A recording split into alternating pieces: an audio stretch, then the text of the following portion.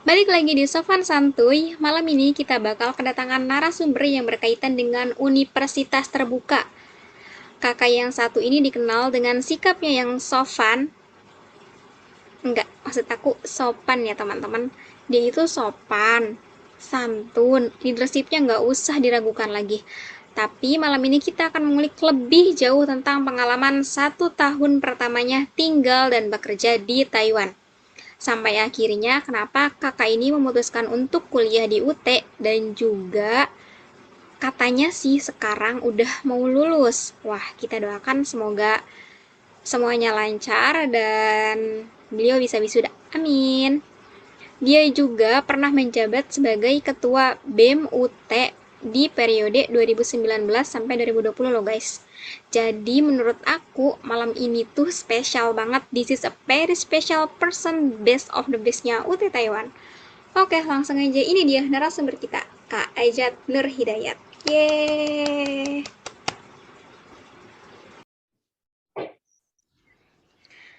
Oke, assalamualaikum Kak Aijat. Waalaikumsalam warahmatullahi wabarakatuh. Apa kabar? Alhamdulillah baik Lita. Gimana Lita, sehat? Alhamdulillah sehat. Alhamdulillah. Gimana Kak kesibukannya? Alhamdulillah kesibukannya sekarang lagi ada proyek kecil-kecilan sih. Eh, Seperti dari awal goalnya ya itulah secara finansial bebas secara finansial gitu. Itu Main sih goal saham juga nih salah kayaknya. saham ada. Ya Hmm, intinya ingin terbebas secara finansial gitu. Jadi iya. misalkan kalau udah pulang ke Indo nggak terlalu pusing. Mm-mm. Kita nggak tergantung sama pabrik dan jam kerja. Intinya mungkin itu. Betul. Masa Tuh. kita mau jadi kuli terus? Kita jadi bos dong. Betul. Iya, Iya, walaupun kita harus bisa membuka lapangan kerja buat ya di Indonesia nanti gitu. setuju sekali. Mm-mm. Makanya mumpung di sini kita ngelatih soft skill dan lain sebagainya ya, Kak. Betul sekali. Nah, kan Kakak itu datang ke Taiwan sudah lama ya, Kak? Ya, betul. Kira-kira udah berapa tahun? Ini tahun depan Februari udah 6 tahun kontrak kedua. Nah, sebelum datang enggak, sebelum kayak sekarang, Taiwan itu pasti dulunya enggak semudah sekarang. Kalau sekarang kita sudah lihat di banyak stasiun juga udah banyak fasilitas untuk seperti musola, tempat ibadah, di Ya, museum juga kemarin saya lihat juga ada tempat musola juga. Pokoknya sekarang kayak Indonesia tuh sudah menjadi gimana ya, udah ada miniaturnya gitu di Taiwan. Jadi kita tuh bisa ngelihat betul. Indonesia di Taiwan. Kalau dulu itu seperti apa? Kalau dulu ya, kalau di menurut pendapat saya kalau dulu sama sekarang pasti ada perbedaan. Kalau dulu untuk di fasilitas-fasilitas umum, kalau untuk sarana ibadah itu mungkin belum ada seperti sekarang.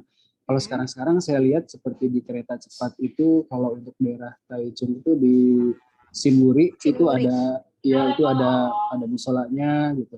Ya sama seperti di kalau di Taipei di TMS sudah ada musolanya di bawah gitu.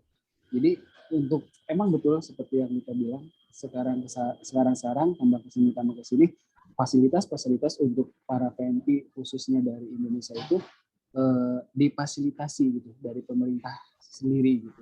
Jadi ya alhamdulillah sih hal positif gitu, hal baik. Iya. Tantangannya nih Kak apa? Selama dulu setahun pertama itu seperti apa tantangannya? Adaptasi lingkungan, pekerjaan, dan bisa memutuskan untuk kuliah itu seperti apa? Jadi eh, pertama sih adaptasi, pasti adaptasi karena dari Indo juga terus ke sini belum tahu situasi dan kondisi di sini lingkungannya seperti apa gitu kan.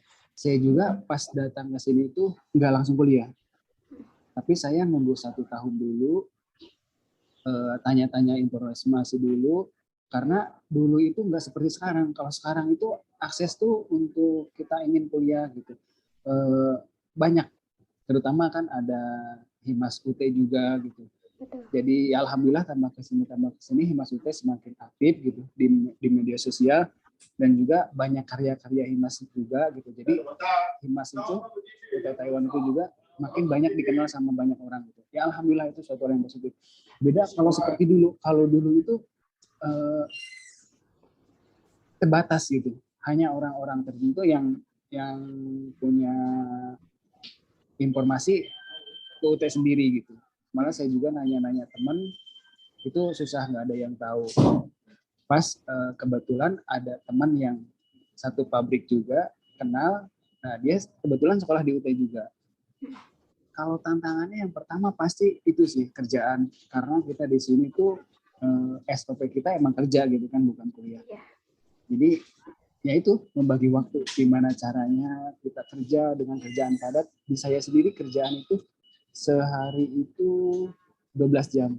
Jadi 8 jam kerja, 4 jam itu lembur, yang disebut lembur wajib. Jadi nggak mau harus lembur, kita nggak boleh nggak lembur. Ditambah kalau pas lagi banyak kerjaan itu, kita sampai kerja itu sampai 14 jam. Seperti itu. Ya itu tantangan tersendiri sih.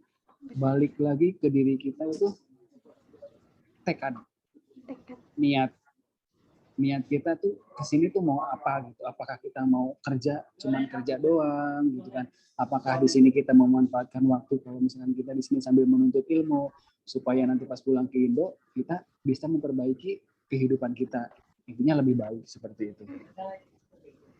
Dan ya tantangan selanjutnya ya dari pihak pabrik juga sih, karena dari pihak pabrik juga otomatis kan, kalau dulu kan sebelum masa COVID itu ada yang namanya tuh TTM offline. Jadi kita tuh ketemu sama dosen langsung gitu, tatap muka langsung. Nah, dan itu tuh kita harus izin gitu ke pihak pabrik. Dan alhamdulillah pihak pabrik sendiri sih di tempat saya alhamdulillah itu dia kasih izin. Kasih izin juga, malah dukung juga. Ya alhamdulillah sih semuanya lancar. Paling sih yang tantangan yang paling utama itu membagi waktu antara kerja, ngerjain tugas, kuliah, ya itulah. Jadi pinter-pinter kita. Ya, Kak. Betul sekali, konsistensi. Jadi gimana caranya kita memanage manajemen waktu kita itu secara efektif dan efisien gitu. Dan juga itu konsisten. Itu yang paling susah, itu konsisten. Iya. Paling susah itu konsisten. Mungkin seperti itu kalau untuk tantangan-tantangan. Iya, karena Lita juga mengenal beberapa, ada yang dari anak UT mungkin nanti terhenti atau memutuskan untuk cuti di tengah, mungkin karena kelelahan, karena aktivitas pabrik, dan mungkin waktunya yang sangat padat, jadwal kerjanya, jadi memutuskan untuk cuti. Jadi Kak Ajat ini luar biasa, perlu teman-teman ketahui, dia juga pernah menjadi ketua BEM di UT masa jabatan 2019-2020. Ya, betul. Jadi organisasi, kerja, sama kuliah itu dikemas dengan sangat keren, konsistensinya hebat, karena jarang sekali laki-laki yang di Taiwan kalau bener-bener tidak punya tekad untuk masa yang akan datangnya, kayaknya nggak mungkin bisa sekuat itu. Betul. Tekad sama keyakinan juga. Yakin kalau kita bisa gitu. Ya. Walaupun itu keadaannya kayak gimana, banyak tugas, kerjaan juga capek, tapi karena kita punya kemauan, punya tekad, keyakinan, jadi ya udahlah jalanin aja, gitu ya Kak. Betul sekali. Mungkin gini, mau kasih satu masukan sih, tips juga buat teman-teman di sana. Jadi kayak gini, itu ada yang namanya tuh habit ya. Habit itu kebiasaan. Dan kebiasaan itu teman-teman harus ketahui, kebiasaan itu bisa dibuat gitu. Bisa dilatih. Kalau ya dilatih, betul. Kebiasaan itu bisa dilatih, yaitu caranya itu dengan repetition. Jadi dengan pengulangan, kita melakukan pengulangan setidaknya tuh minimal itu 30 hari, insya Allah kesananya itu udah jadi kebiasaan, udah jadi Iya habit. Kak, benar-benar. Saya juga mulai menerapkan itu sih, soalnya pengen ngerubah habit juga, dan yakin bahwa sesuatu yang buruk itu masih bisa dirubah selama kitanya mau, gitu. Setuju, agree. Dan kenapa kakak memutuskan ngambil fakultas manajemen? Kan ada 3 nih, ilmu komunikasi, sastra Inggris, sama manajemen. Kenapa di manajemen? Jadi gini, Sebenarnya sih itu tuh bukan passion saya ya di manajemen itu. Sebenarnya tuh dari awal bukan passion saya. Tapi saya tuh nanya-nanya ke teman yang istilahnya tuh senior gitu, saya nanya, ini ada 3 jurusan mana sih yang bagus gitu. Dan semua teman-teman itu nyaranin buat di manajemen. Nah, akhirnya masuklah di manajemen. Tapi alhamdulillah banget gitu bersyukur. Justru manajemen itu yang saya butuhkan. Oh iya benar. Soalnya buat diri saya pribadi gini ya, manajemen itu bukan cuma sekedar manajemen misalkan mengatur sebuah perusahaan, tapi manajemen itu bisa juga diterapkan dalam kehidupan sehari-hari.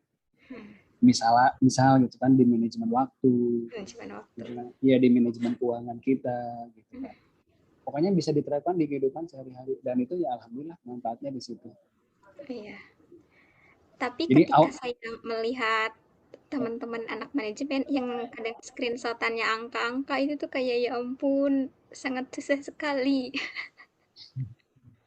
ini perlu yang teman-teman ketahui itu terkadang itu pas waktu apa ya, pas waktu belajar, pas waktu kuliah sama praktiknya itu terkadang beda gitu.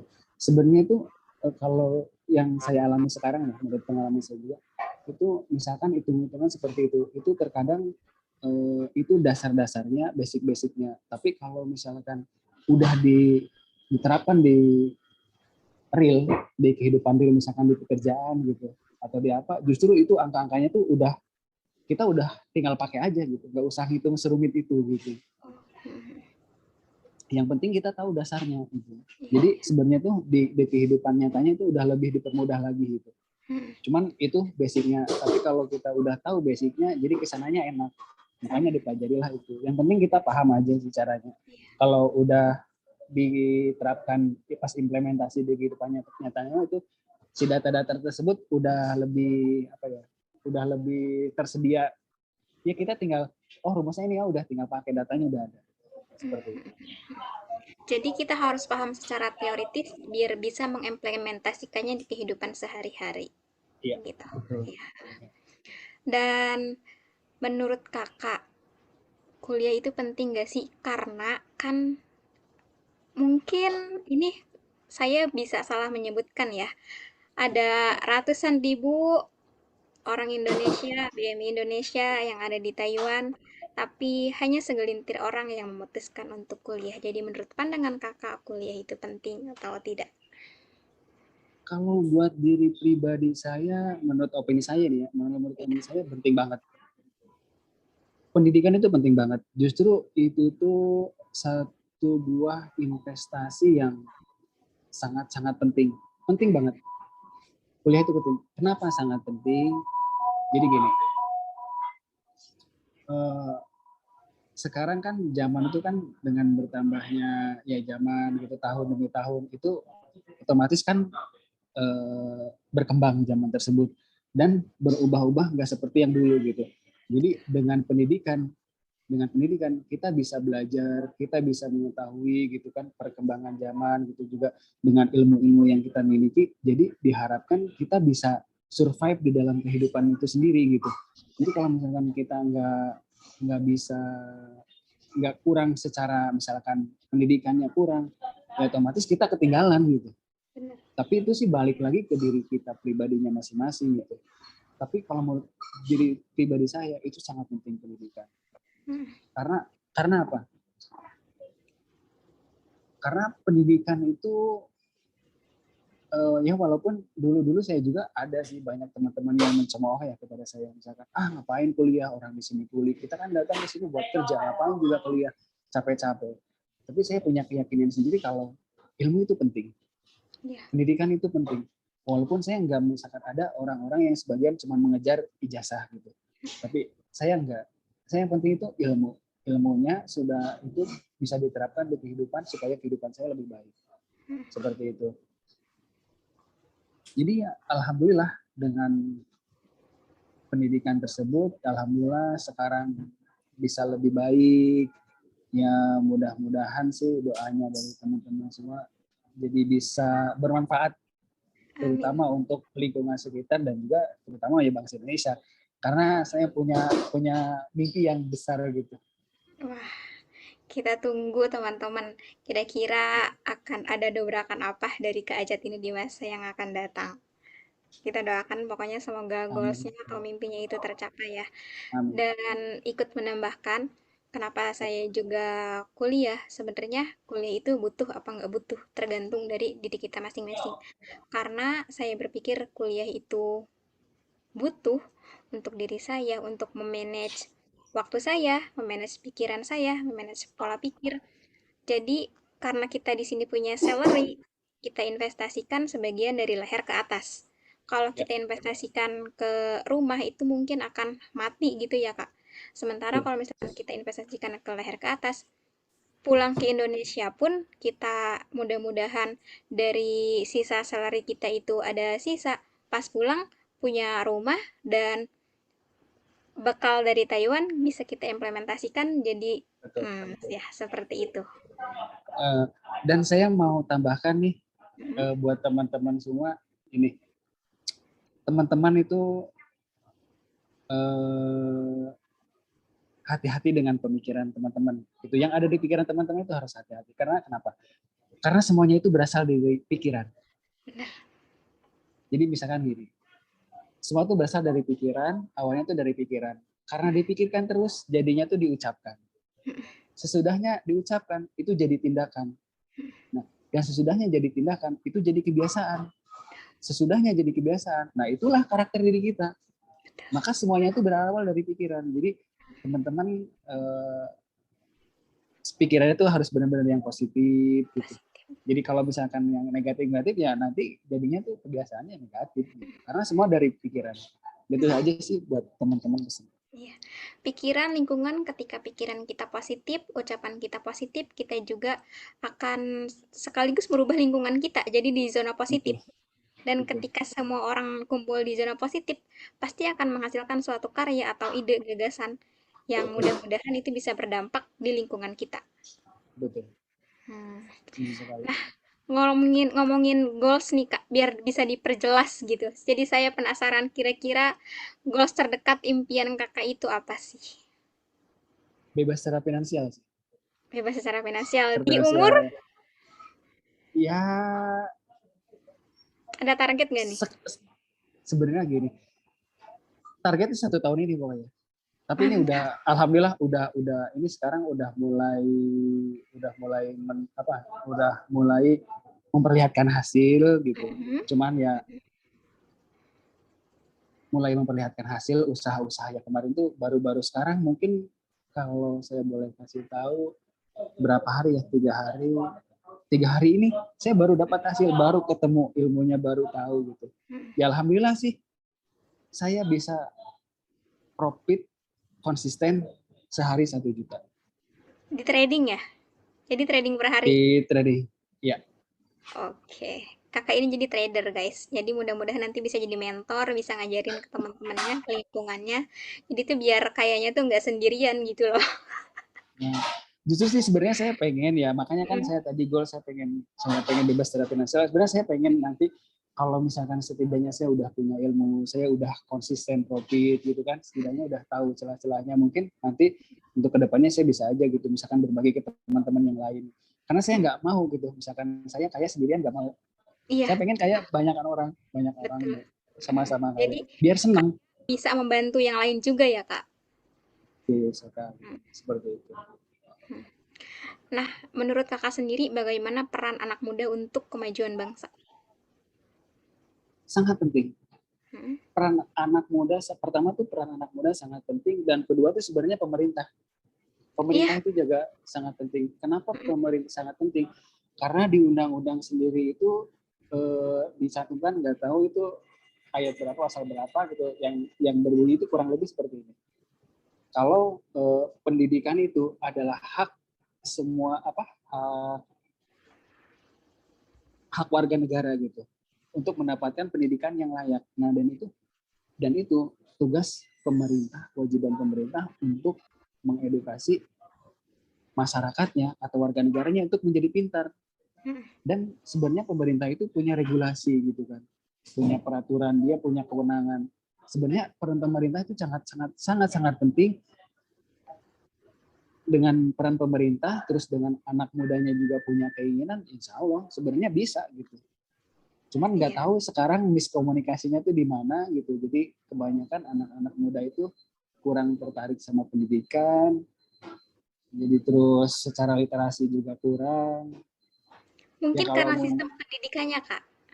Karena kan kita sudah banyak mendengar pendidikan di luar negeri seperti ini, sedangkan di Indonesia seperti ini. Jadi mungkin mereka tuh bosan di sananya untuk mengemas cara belajarnya. Mungkin seperti itu kali ya, menurut aku sih. bisa jadi sih. Itu sebenarnya sih tugas pemerintah, bukan tugas kita. Iya, iya. Tapi menurut aku untuk teman-teman yang nggak kuliah pun mereka kan masih bisa berkarya. Karena menurut aku kita itu nggak kuliah juga nggak apa-apa. Yang penting kita punya satu kemampuan di bidang itu dan kita eh jadi bosnya. Iya. Jadi Tapi di luar sana itu saya pernah mengalaminya selama belum masuk di dunia perkuliahan, pernah mengadakan suatu event, tapi perizinan untuk ke pemerintahnya itu sangat-sangat sulit, sangat-sangat diawasi. Jadi kita tuh, oh kita nggak bisa bikin acara ini, soalnya kita nggak diizinin, tempatnya aja nggak dikasih, gitu. tapi Sangat-sangat, ya, tapi setelah kalau misalkan ikut di suatu lembaga organisasi yang jelas gitu kan, mm, mudah kan? iya. Iya, Ya, makanya saya iya. sangat tertarik sekali sama organisasi selain orang-orangnya sangat positif, sekaligus bisa mengembangkan diri kita. Gitu. Nah, itu dia obrolan kita di episode kali ini. Terima kasih kepada Kak Ajat yang telah menyempatkan waktunya untuk ngobrol-ngobrol di acara Sofan Santuy kali ini. Sampai ketemu di episode berikutnya. Wassalamualaikum warahmatullahi wabarakatuh.